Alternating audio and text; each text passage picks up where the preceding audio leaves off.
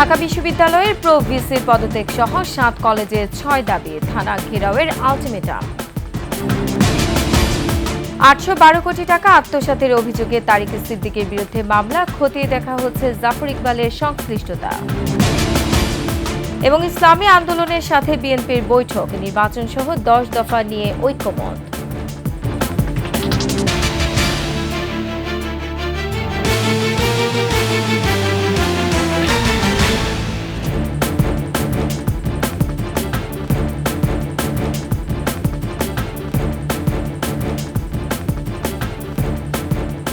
শুনছিলেন সংবাদ শিরোনাম। আমন্ত্রণ ২১শে সংবাদে, সাথে আছে আমি রোমান আমিন। দর্শক, ২১শে টেলিভিশনের সংবাদ একই সাথে সরাসরি দেখতে পাবেন আমাদের ফেসবুক পেজ www.facebook.com/124 অনলাইনে। এছাড়া সাবস্ক্রাইব করতে পারেন www.youtube.com/@21 চ্যানেলে। সংঘাতে ঢাকা কলেজের শিক্ষার্থী রাকিবের আহতের ঘটনায় ২৪ ঘণ্টার মধ্যে নিউ মার্কেট থানার সহকারী কমিশনার এবং থানার ওসি সহ দায়িত্বরতদের প্রত্যাহার করে বিভাগীয় ব্যবস্থা না নেওয়া হলে থানা ঘেরাওর কর্মসূচি দিয়েছেন ৭ কলেজের শিক্ষার্থীরা। একই সঙ্গে ডাবির প্রো ভিসি মামুন আহমেদ পদত্যাগ না করলে ঢাকা কলেজের সামনে দিয়ে অনির্দিষ্টকালের জন্য ঢাকা বিশ্ববিদ্যালয়ের বাস সহ যানবাহন চলাচল বন্ধ করার ঘোষণা দিয়েছেন তারা। ঢাকা কলেজ ক্যাম্পাসে সংবাদ সম্মেলনে অধিভুক্তি বাতিল করার কর্তৃপক্ষকে সাধুবাদ জানান। তারা বলেন, ঢাকা কলেজের শিক্ষার্থী রাকিবকে পিটিয়ে আহত করেছে পুলিশ। এ হামলার সঙ্গে জড়িত দায়িত্বরত এসি ওসি সহ জড়িতদের আগামী ২৪ ঘণ্টার মধ্যে প্রত্যাহার করে বিভাগীয় ব্যবস্থা নিতে হবে, না হলে নিউ মার্কেটের থানা ঘেরাও করা হবে।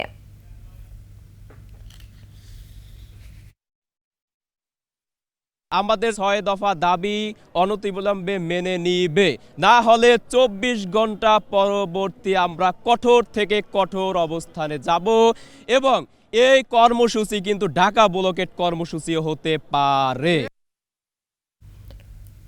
এর আগে ৭ কলেজকে ঢাকা বিশ্ববিদ্যালয় থেকে আলাদা করার সিদ্ধান্ত হয়। মন্ত্রণালয়ের নির্দেশনা অনুযায়ী এখন থেকে ভর্তি পরীক্ষা সহ যাবতীয় সিদ্ধান্ত কলেজগুলো নিজেদের মতো করে গ্রহণ করবে এবং অল্প দিনের মধ্যে স্বতন্ত্র বিশ্ববিদ্যালয় গঠনের বিষয়ে উদ্যোগ নেওয়া হচ্ছে। মানিক শিকদার রিপোর্টে বিস্তারিত। ২০১৭ সাল থেকে রাজধানীর ৭টি সরকারি কলেজকে ঢাকা বিশ্ববিদ্যালয়ে অধিভুক্ত করার পর থেকেই চলছে নানা নাটকীয়তা। কখনো আলোচনা এসেছে বৈষম্য, আবার কখনো প্রশ্ন উঠেছে শিক্ষার মান নিয়ে। ৫ আগস্টের পর থেকে ঢাকা বিশ্ববিদ্যালয় থেকে আলাদা হতে আবারও সোচ্চার হয়ে ওঠে কলেজগুলোর শিক্ষার্থীরা। সবশেষ রোববার রাতে সহিংস রূপ নেয় তাদের আন্দোলন।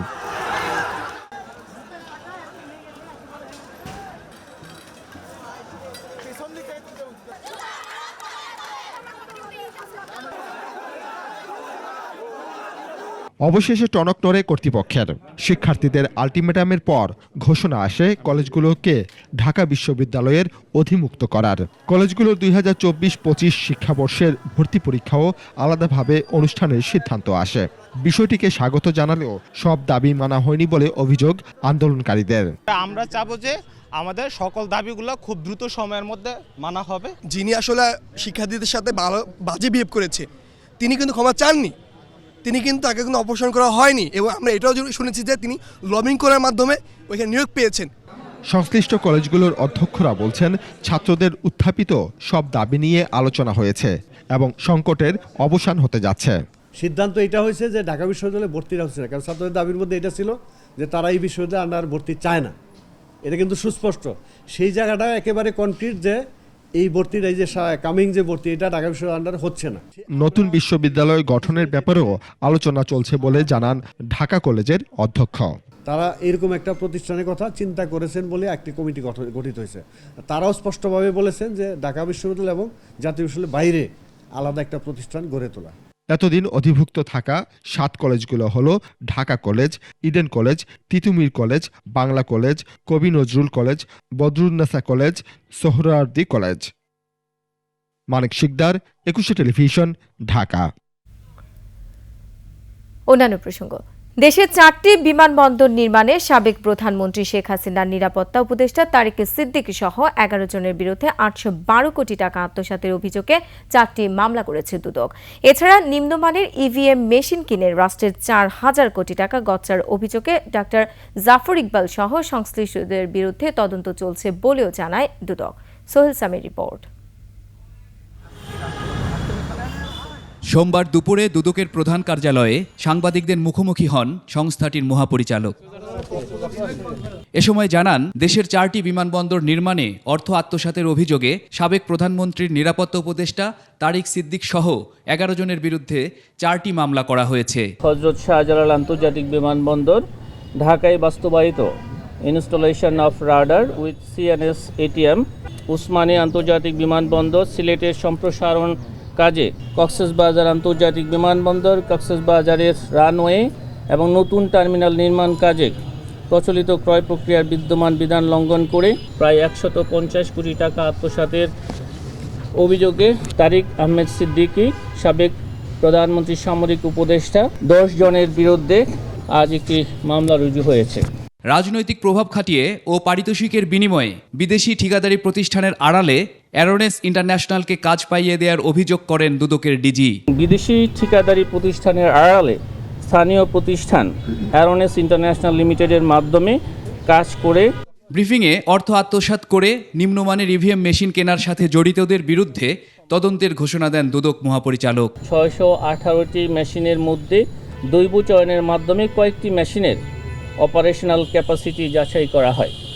যাচাইকালে মেশিনসমূহের যান্ত্রিক ত্রুটি পরিলক্ষিত হয়, যা নিম্নমানের মেশিন ক্রয়ের ইঙ্গিত বহন করে। ডক্টর মোহাম্মদ জাফর ইকবালের মতো ব্যক্তিগণ কোন ভিত্তিতে মেশিনগুলোকে যথাযথ মনে করেছিলেন সেটিও কমিশনের দৃষ্টিগোচরে আনা আবশ্যক মর্মে প্রতিমান হয়েছে টিমের নিকট। হাজার হাজার কোটি টাকা খরচ করে আনা এসব ইভিএম এখন অকার্যকর। সোহেল সামি, 21 টেলিভিশন, ঢাকা। জামায়াতে ইসলামীর আমিরের সাক্ষাতের এক সপ্তাহের মধ্যে ইসলামী আন্দোলন বাংলাদেশের সাথে বৈঠক করল বিএনপি। বৈঠকে প্রয়োজনীয় সংস্কার শেষ করে দ্রুত সময়ের মধ্যে নির্বাচন নিয়ে একমত হয়েছে দুই দল। এছাড়া দ্রব্যমূল্যের ঊর্ধ্বগতি রোধ এবং আইনশৃঙ্খলা স্বাভাবিক করা সহ 10 দফা সিদ্ধান্তে তারা একমত হন বলে জানিয়েছেন দল দুটির শীর্ষ নেতারা। দর্শক, মাহিল ইসলামের রিপোর্টে বিস্তারিত জানাচ্ছেন খুরশিদ আলম। বরিশালে গত 21 জানুয়ারি ইসলামী আন্দোলনের আমির ও চরমনাই পীর সৈয়দ রেজল করিমের সাথে বৈঠক করেন জামায়াতে ইসলামীর আমির ডাক্তার শফিকুর রহমান। ইসলামের বিভিন্ন বিষয়ে দল দুটির মতের ভিন্নতা থাকলেও তাদের এই বৈঠক রাজনৈতিক অঙ্গনে কৌতূহলের জন্ম দেয়। জামায়াত আমিরের সেই বৈঠকের এক সপ্তাহের মধ্যে সোমবার দুপুরে রাজধানীতে ইসলামী আন্দোলনের কার্যালয়ে আসেন বিএনপি মহাসচিব মির্জা ফখরুল ইসলাম আলমগীর।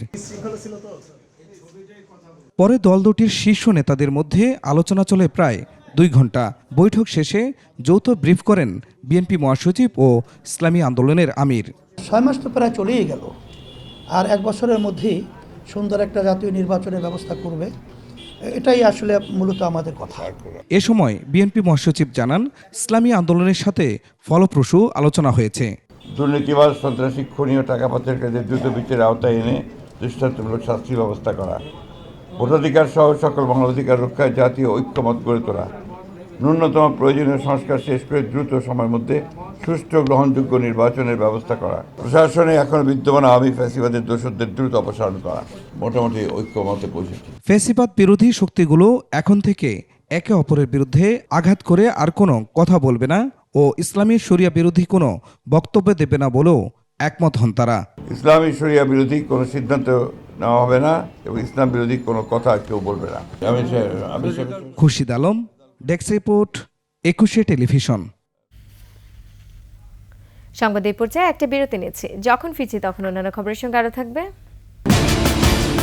ডাক্তার এনামকে গ্রেফতারে সাভারবাসীর স্বস্তি, দখলবাজি তদন্তের দাবি। বিরতির পর আবার আমন্ত্রণ 21 সংবাদে। সাবেক প্রতিমন্ত্রী ডাক্তার এনামের গ্রেফতারে সাভারের জনমনে স্বস্তি নেমে এসেছে। ফ্যাসিস্ট সরকারের আমলে দখল দুর্নীতির মাধ্যমে গড়ে তোলেন অঢেল সম্পদের এই রাঘব বোয়ালের সর্বোচ্চ শাস্তি নিশ্চিতেরও দাবি জানিয়েছে সাধারণ মানুষ। দর্শক, সাহিত্য জুয়েলের তথ্যচিত্রে আরো জানাচ্ছেন ইউসুফ হাসান নাইম। আওয়ামী সরকারের আমলে হয়েছেন সংসদ সদস্য, ত্রাণ মন্ত্রণালয়ের দায়িত্ব পাওয়ার পর 15 বছরের ব্যবধানে হয়েছেন হাজার কোটি টাকার মালিক। 2003-এ এনাম মেডিকেল অ্যান্ড কলেজ গড়ে তোলার পর ক্যান্সার হাসপাতাল, nursing institute, diagnostic centre, hostel সহ গড়ে তুলেছেন বিভিন্ন প্রতিষ্ঠান। মেজ স্ত্রী ফরিদা আক্তারের নামে ধামরাইয়ের নান্নার ও গাঙ্গুটিয়ায় জমি, সুঙ্গুরচরে 300% জমিতে আলিশান বাংলো, কয়েকটি ব্যাংকে কোটি টাকা আর নামে বেনামে অঢেল সম্পদ। রাজধানীর বিভিন্ন আবাসিক এলাকায় একাধিক ফ্ল্যাট রয়েছে ডাক্তার এনামের, যার বিষয়ে তদন্ত নেমেছে দুদক। সে হলো বড় নেতা, তার হুকুম ছাড়া তো এই কাজ হয় নাই। অনেক দুর্নীতিবাজ, সাভার আশুলিয়াতে লুটপাট, খুন, গুম সবই ওনার হুকুমে হয়েছে। অঢেল সম্পদের পাশাপাশি করেছেন দখলবাজি। সাভারের বংশী নদী দখল করে গড়ে তুলেছেন শেখ রাসেল মিনি স্টেডিয়াম। আর ত্রাণ প্রতিমন্ত্রী হওয়ার পর তার এপিএস স্বামীর বিরুদ্ধেও রয়েছে দুর্নীতিতে জড়িয়ে পড়ার অভিযোগ। রাস্তাটা পেঁচে নিয়ে গেছে। কে নিয়ে গেছে? এনাম সাহেব সন্ত্রাসী, উনি গডফাদার এই সাভারের, এই গডফাদার রাজীব, এদেরও আমরা বিচার চাই। জুলাই আগস্ট আন্দোলনে ছাত্র জনতার উপর হামলার অভিযোগও রয়েছে তার বিরুদ্ধে। এদিকে ডাক্তার এনামের গ্রেপ্তারের খবরে স্বস্তি প্রকাশ করেছেন বৈষম্য বিরোধী ছাত্র জনতার আন্দোলনে শহীদ পরিবারগুলো। সর্বোচ্চ শাস্তির দাবি জানান তারা। জুলাই আগস্ট হত্যায় জড়িত ছিল, এনামের হুকুম ছিল। ডাক্তারের নাম ধরা পড়ছে, এটা শাস্তি হোক, সর্বোচ্চ শাস্তি হোক, এটাই চাই। Yusuf Hasan Naim, desk report, 21 television. এবারে আভিভা ফিনান্স লিমিটেড বাণিজ্য সংবাদ।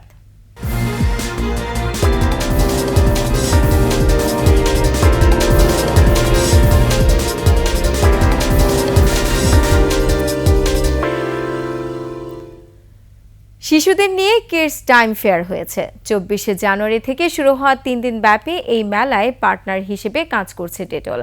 মেলায় আসা দর্শনার্থীর হাইজিন সুরক্ষার পাশাপাশি শিশুদের সৃজনশীলতা বৃদ্ধির জন্য ডেটল স্টলে গেম ও বিভিন্ন ধরনের অ্যাক্টিভিটির আয়োজন করে। শিশুদের সৃজনশীল কাজে উৎসাহিত করতে দেয়া হয় উপহারও। ডেটলের পক্ষ থেকে জানানো হয়, সামাজিক দায়বদ্ধতা থেকে চতুর্থবারের মতো এ আয়োজন করে তারা।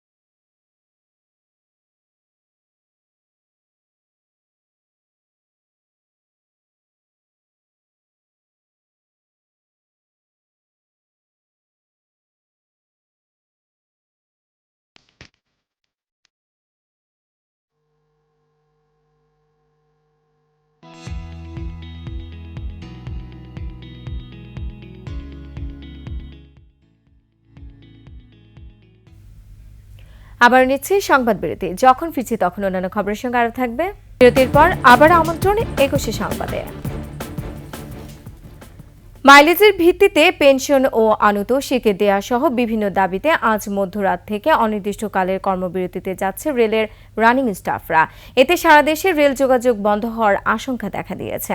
আন্দোলনকারীরা জানান, 160 বছরের বেশি সময় ধরে 1 লিটার জ্বালানি তেলে ট্রেন যতদূর যায় তার ভিত্তিতে বেতনের সঙ্গে ভাতা পেয়ে আসছিলেন কর্মচারীরা। দৈনিক 8 ঘন্টার বেশি কাজ করলে বাড়তি অর্থ পেতেন তারা। এছাড়া 75% অর্থ যোগ করে অবসরকালীন অর্থের হিসাব হতো। 2021 সালের 3রা নভেম্বর অর্থ মন্ত্রণালয় এই সুবিধা সীমিত করলে সিদ্ধান্ত বাতিলের দাবি জানিয়ে আসছিলেন কর্মচারীরা। বারবার আশ্বাসের পরও দাবি না মানায় এই কর্মসূচি দিয়েছে তারা। 22 সালে যারা ভর্তি হয়েছিল রানিং স্টাফ যাদেরকে নিয়োগ করা হয়েছিল তাদের এই শর্ত 12-13 দিয়ে অপার লেটারের শর্ত দিয়ে এইটা বাতিল করতে হবে। সচিব স্যার এবং ডিজি স্যার খুবই আন্তরিক, তারা সার্বক্ষণিক অর্থ মন্ত্রণালয়ের সাথে যোগাযোগ রাখতেছেন এবং আমরা খুবই আশাবাদী যে খুব সহসাই এই সমস্যাটা কেটে যাবে। আর এরই সাথে শেষ করছি 21 সংবাদ। যাবার আগে সংবাদ শিরোনামগুলো আরও একবার। ঢাকা বিশ্ববিদ্যালয়ের প্রো ভিসির পদত্যাগ সহ 7 কলেজের 6 দাবি, থানা ঘেরাওয়ের আলটিমেটাম। 812 কোটি টাকা আত্মসাতের অভিযোগে তারিক সিদ্দিকের বিরুদ্ধে মামলা খতিয়ে দেখা হচ্ছে জাফর ইকবালের সংশ্লিষ্টরা। এবং ইসলামী আন্দোলনের সাথে বিএনপির বৈঠক, নির্বাচন সহ 10 দফা নিয়ে ঐক্যমত।